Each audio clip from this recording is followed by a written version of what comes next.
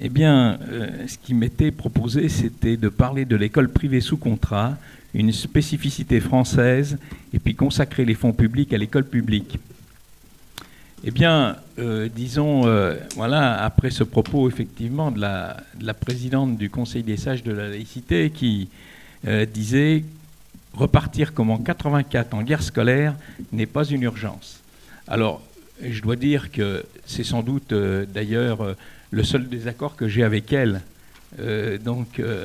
Voilà, depuis ce matin. Et puis, je dois dire aussi que, bon, voilà, les D2N ne peuvent que se féliciter effectivement de ce Conseil des sages de la laïcité. On a sollicité à 2 reprises le Conseil des sages pour un problème, par exemple, lors du Ramadan, d'une directrice d'école qui, voilà, avait subi un certain nombre de pressions. Et donc, y compris sa hiérarchie jusqu'au recteur, était en désaccord avec elle. Et donc, la situation a pu se rétablir grâce au Conseil des sages de la laïcité. Et donc, j'en remercie ici 2 des membres qui sont présents. Et donc,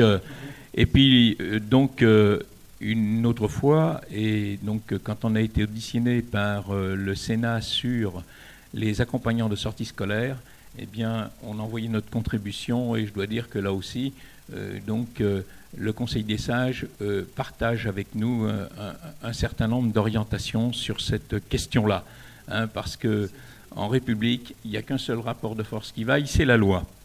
Eh bien, donc, je vais donc effectivement, au risque de passer pour, disons, un belliciste attardé, je vais vous parler de la guerre scolaire.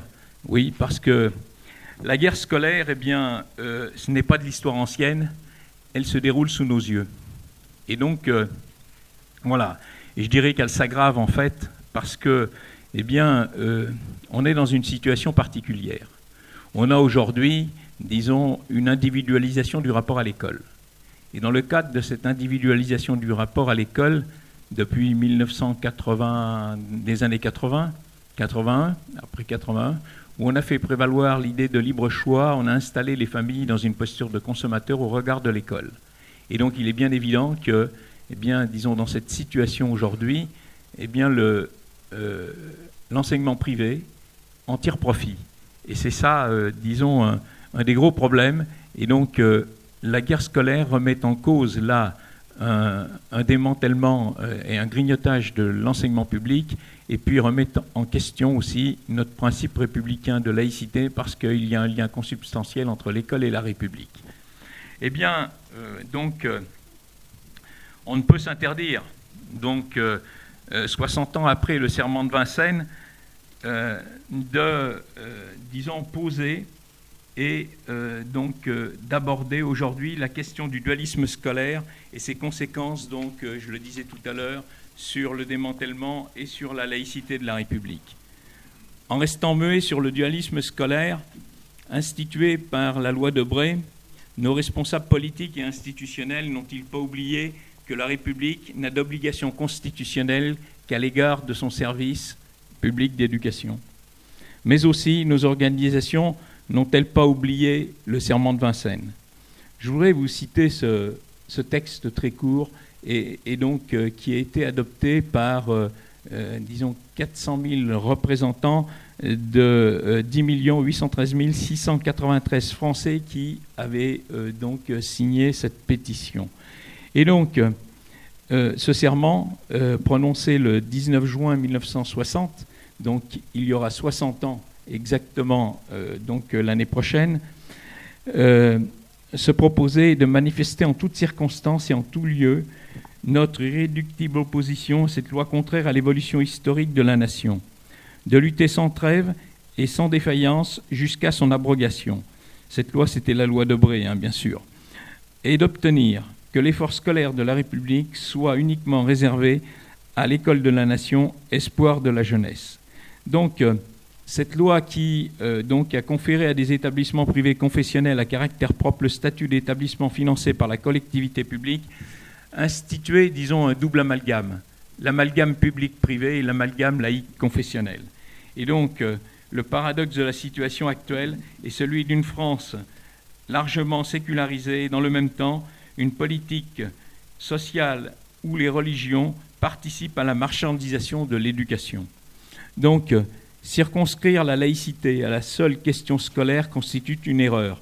Exclure aujourd'hui le dualisme scolaire de la laïcité est un piège pour l'école, pour la République et les institutions de la République. Voilà, je voudrais poser 4 questions. Justement, ces questions, eh bien, c'est celles que, disons, je crois qui sont aujourd'hui importantes parce que, donc on voit bien, en fin de compte, en restant muet sur cette situation, eh bien, les choses ne font que s'aggraver. La République devrait-elle financer une école de la différenciation sociale et porter atteinte à ses principes constitutionnels d'égalité, de solidarité et de laïcité? La République peut-elle financer l'école privée de parents qui ne veulent pas que leurs enfants côtoient les enfants des autres dans l'école publique? La République, finançant l'entretien d'écoles privées, doit-elle, dont elle n'a ni la direction ni le contrôle, ne fait-elle pas concurrence à sa propre école publique? La République, finançant le dualisme scolaire, n'alimente-t-elle pas là, naturellement, la machine à fabriquer de l'inégalité scolaire? Cette loi Debré, en particulier, oui, on le voit dans les résultats PISA, parce que donc, ces résultats montrent aussi, peut-être ce qu'on ne met pas en avant, c'est que, eh bien, disons, ceux qui réussissent bien dans l'enseignement public réussissent bien aussi dans l'enseignement privé. C'est une question de, disons, de niveau social. Et puis, ceux qui aussi sont en difficulté, eh bien, sont également en difficulté, ces mêmes niveaux sociaux, dans l'école publique que privée. Cette loi Debré et ses promoteurs ne cessent d'introduire la confusion institutionnelle au travers, en particulier, disons, de concepts flous et ambigus. Le concept de liberté d'enseignement, le concept de besoins scolaires reconnus, le concept de parité, en fin de compte. Et donc là, je voudrais, parce que donc il y a, disons, une dérive qui fait que certains revendiquent politiquement, disons, un financement public à leur liberté. Vous voulez dire que celui qui prend le taxi a au moins la décence de ne pas demander à la puissance publique de financer sa course en taxi. Quel citoyen ne trouverait pas indécent de revendiquer la prise en charge par la collectivité de sa course en taxi au motif qu'il lui refuserait d'emprunter les transports en commun? Quel citoyen oserait prétendre le refus du financement public de son transport privé pour la raison saugrenue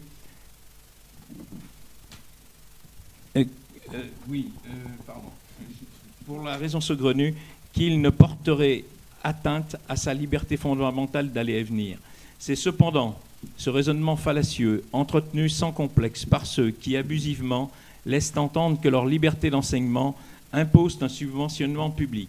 Être enseigné à domicile ou dans un établissement hors contrat interdit tout subside public et relève pourtant de la même liberté d'enseignement. Cette imposture autour d'un tel détournement politique de la notion de liberté d'enseignement donne à l'éducation ce triste privilège d'être le seul service public pour lequel l'État finance sa propre concurrence, qui plus est au profit presque exclusif d'une religion. Avec ici, pour effet destructeur de la mixité sociale, de démanteler l'école de la République. Le principe juridique de la liberté d'enseignement implique seulement le droit afférent du seul citoyen et non d'une communauté de choisir d'être enseigné prioritairement et par obligation constitutionnelle dans une école publique laïque ou accessoirement dans une école privée ou encore à domicile. Donc, on voit bien que là, cette, disons, discrimination sociale existe et s'aggrave. En 2003, 25% des collégiens privés étaient issus des milieux défavorisés. Aujourd'hui, c'est un peu plus de, à peine plus de 20%.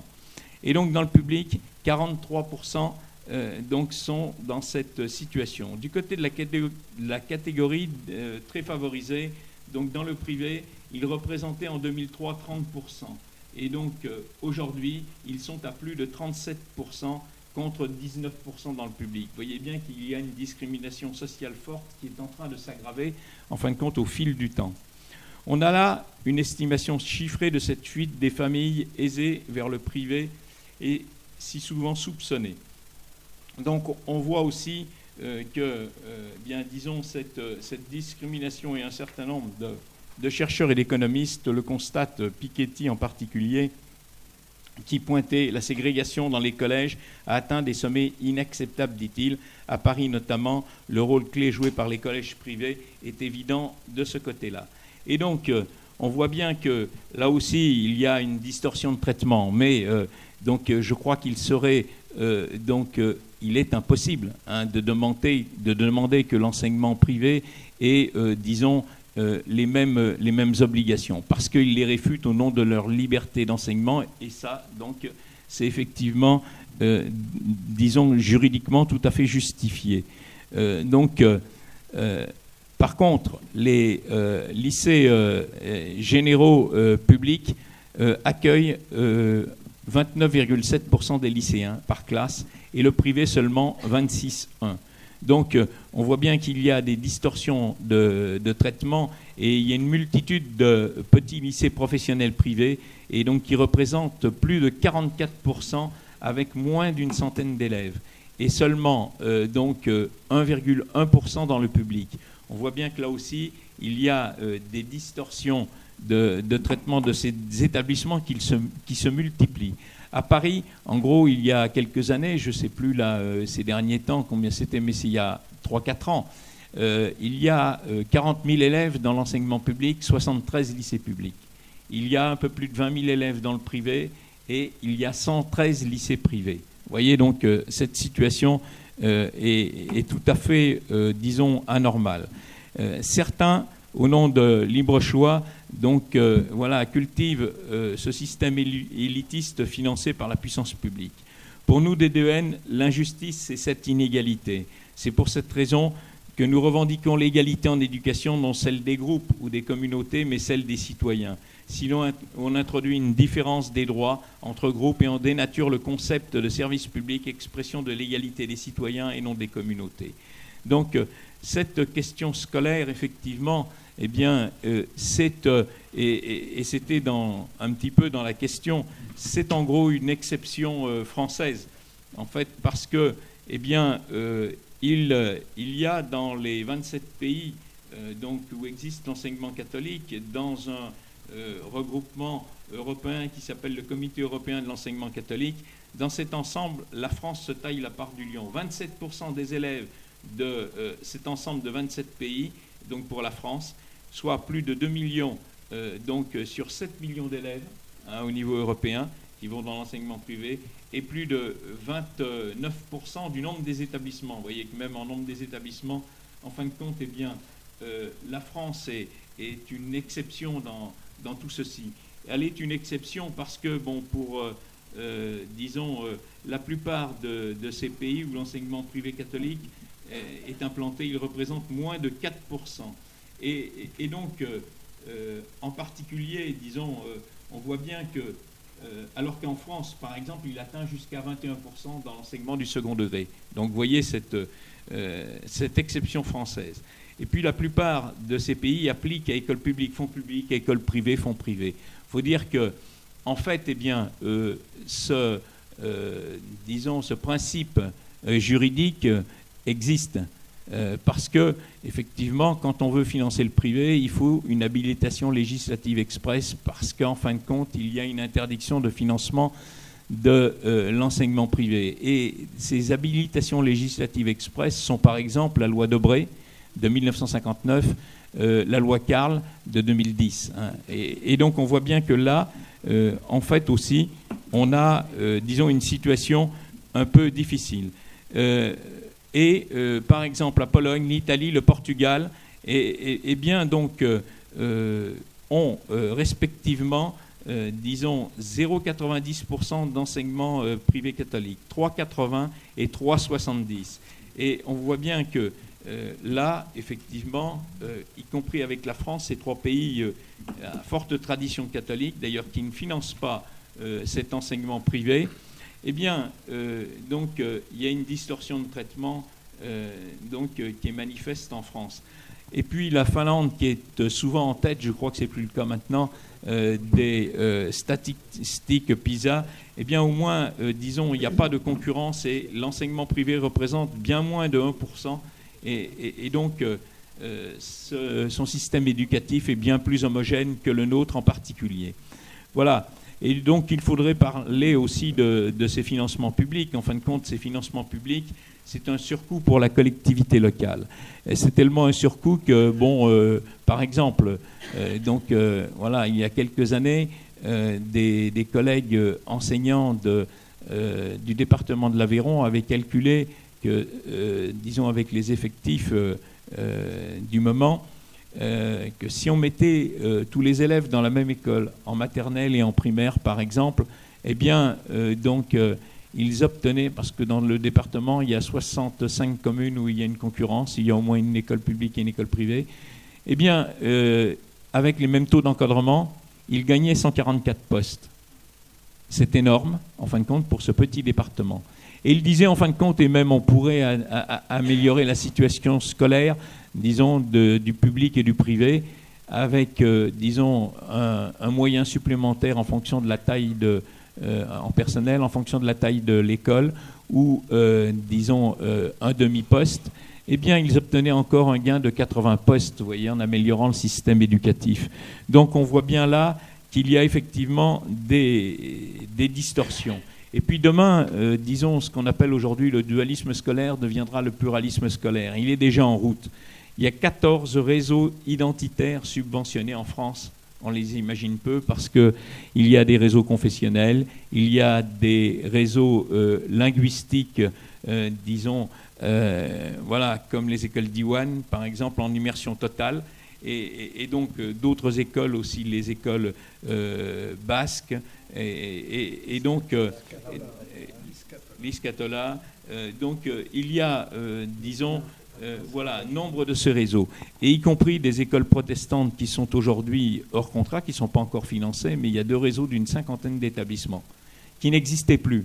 Le dernier établissement protestant, c'était celui du Chambon-sur-Lignon, et qui a fermé il y a 2 ans, à la suite d'un drame qui s'est produit. Et donc, voilà un petit peu cette situation. Et donc, je crois que... Alors, pourquoi je parle de l'histoire du démantèlement? Parce que, en fin de compte, eh bien, les choses s'organisent. La Fédération nationale de l'enseignement privé musulman, donc émanation d'organisations islamistes de France, donc compte bien à l'exemple de l'enseignement catholique aussi s'organiser. Et donc on voit bien que là, et puis même il y a une proposition d'ailleurs de cette fédération, pourquoi ne pas créer une fédération nationale de l'enseignement privé, c'est-à-dire qui réunit juifs, musulmans, catholiques, point de suspension. Le communautarisme financé par la puissance publique est ainsi appelé à se développer, contrairement à ce que l'on pense aujourd'hui. Et puis derrière, il y a une logique aussi libérale. Cette logique libérale, c'est celle aussi, en fin de compte, de l'OCDE, qui dit « La structure actuelle du système éducatif considéré comme archaïque est appelée à disparaître au profit de structures plus souples, largement soumises aux lois du marché, aussi bien dans leur débouchés que dans leur fonctionnement interne. L'institution scolaire proprement dite n'aura plus qu'à présent la socialisation des jeunes et à leur inculquer non plus essentiellement des savoirs mais des compétences devant garantir leur employabilité et leur adaptabilité. » Et donc ça, c'est un rapport qui est relativement récent, hein, et donc on voit bien que là, en fin de compte, par cette brèche ouverte par la loi Debré, eh bien, certains envisagent effectivement de détruire les services publics.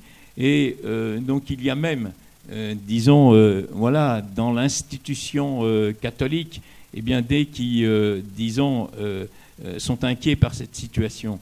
En particulier, l'évêque d'Angoulême qui dit « Il n'y a pas par conséquent, semble-t-il, plus de sens pour que l'Église occupe ce terrain, sinon au risque de se laisser instrumentaliser au service d'une logique de privatisation en mettant à la disposition des privilégiés des services privés de soins, d'éducation, dont l'inspiration catholique n'est plus qu'une source lointaine et finalement inopérante qui risque de produire un contre-témoignage. » Et puis aussi, très récemment, donc, l'association des chrétiens engagés pour une église dégagée de l'enseignement confessionnel s'interrogent et ils disent: les chrétiens ont-ils besoin d'un milieu scolaire protégé?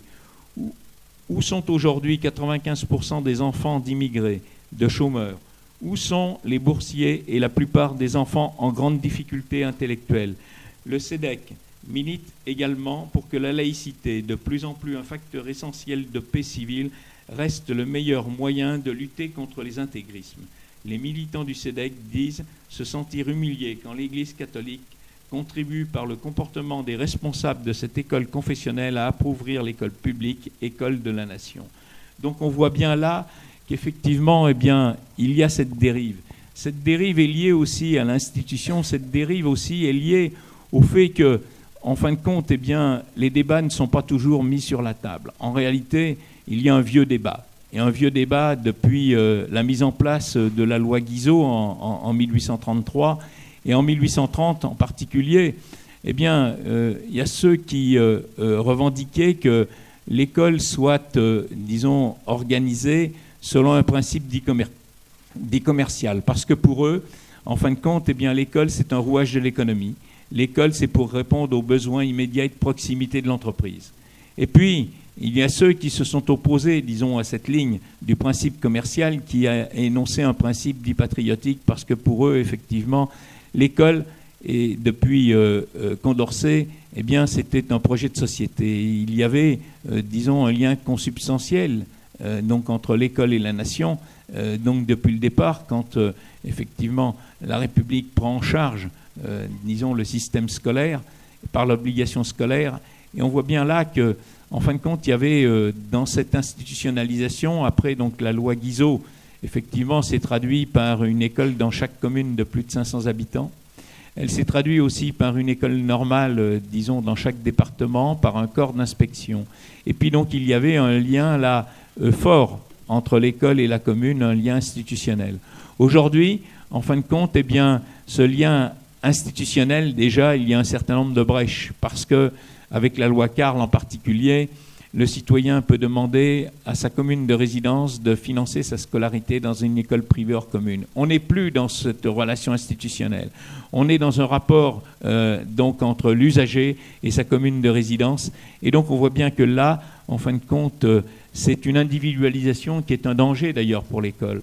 Globalement, c'est un danger parce que on risque d'aller effectivement vers, disons, le chèque éducation. Le chèque éducation, c'est une volonté, eh bien, des libéraux depuis toujours. Et en fait, eh bien, l'école privée telle qu'elle est aujourd'hui, elle est instrumentalisée par, disons, ces logiques libérales. Et donc, dire aujourd'hui que, disons, la guerre scolaire est une affaire dépassée, je crois que ça, c'est une véritable erreur, en réalité. Véritable erreur parce que dans tout ça, eh bien, je vais conclure. Dans tout ça, en fin de compte, eh bien, on s'aperçoit que, voilà, on a oublié le principe d'égalité en éducation. On aurait dû opposer, je crois, le principe d'égalité en éducation à ceux qui nous parlent de liberté d'enseignement. Parce que, eh bien, Ferry, bien avant qu'il ne devienne, disons, ministre, disait, en fin de compte, que cette égalité en éducation, c'était le fondement même de la démocratie. L'égalité d'éducation n'est pas une utopie, c'est un principe. L'égalité, messieurs, c'est la loi même du progrès humain, c'est plus qu'une théorie, c'est un point social, c'est l'essence même et la légitimité de la société à laquelle nous appartenons. Avec l'inégalité d'éducation, je vous défie d'avoir jamais l'égalité des droits, mais l'égalité théorique, mais l'égalité réelle, et l'égalité des droits est pourtant le fond même et l'essence de la démocratie. On voit bien que là, en fin de compte, on a oublié peu à peu, disons, cette fonction essentielle de l'école, c'est de former aussi un citoyen. Et donc on la retrouve après 2015, avec en particulier la réserve citoyenne, qui aujourd'hui est quand même donc en sérieuse difficulté, hein, donc il ne fonctionne pas réellement, même qui est quasi abandonné. Et donc elle est moribonde, comme tu dis, Jean-Louis, et donc on a cette expérience. Et je crois que, en fait, eh bien, tout à l'heure, et ce qu'on oublie peut-être, c'est pour ça que disons, la question du dualisme scolaire n'est pas dépassée. Elle n'est pas dépassée parce que, en fin de compte, eh bien, je conclus vraiment, on n'enseigne pas la liberté, en premier lieu, la liberté de conscience, quand l'enseignement repose sur un dogme prétendant détenir à lui seul la vérité. En aucun cas, donc, on ne peut imposer à l'enfant un dogmatisme quelconque, même le nôtre. Et donc, on n'enseigne pas non plus l'égalité quand l'argent fait la différence de l'accueil au service des élites et des gens fortunés. On n'enseigne pas la fraternité du vivre ensemble quand l'enseignement est fondé et organisé sur un entre-soi communautaire. Et donc, voilà, c'était l'introduction aussi le sous-titre de cette conférence. Sans l'école de la République, pas de citoyens. Sans citoyens, pas de République. Merci.